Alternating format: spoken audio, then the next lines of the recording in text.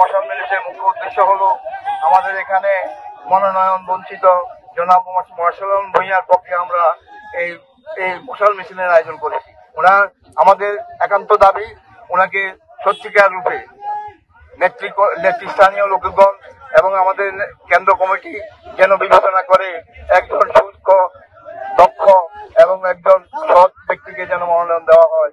এরপরে আমরা উদাত্ত আহ্বান জানাচ্ছি। আমি বিশেষ করে আজকে আমাদের এই মোবাশ্বের আলম ভূঁইয়াকে নিয়ে যে কটাক্ষ উক্তি করছে বর্তমান সংসদ সদস্য, সাবেক সংসদ সদস্য জনাব গৌর ভূঁইয়া, এটার নিন্দা জানাই এবং তীব্র নিন্দা জানাই। উনি যেই বক্তব্য দিয়েছেন এই বক্তব্যে বলেছেন আমরা যারা মোবাশ্বের গ্রুপ করি তারা নাকি সম্পূর্ণ রূপে আমরা অবৈধ, আমরা নাকি গাঁজা খাই, আমরা নাকি মদ খাই, আমরা নাকি নারী নির্যাতন করি, আমরা ইয়াবা ব্যবসা করি। তার কাছে কি সার্টিফিকেট আছে আমরা যে ইয়াবা ব্যবসা করি এবং নারী নির্যাতন করি? যদি কোনো প্রমাণ দিতে পারে আমরা সাথে সাথে যদি কারোর বিরুদ্ধে সত্যিকার অভিযোগ দিতে পারে যে এই লোকটা গাঁজা করি, এই লোকটা মদ খায়, এই লোকটা নারী নির্যাতন করে, এমন কোন প্রমাণ যদি দিতে পারে আমরা সাথে তাকে বিচারের আওতায় আনিয়ে দেব।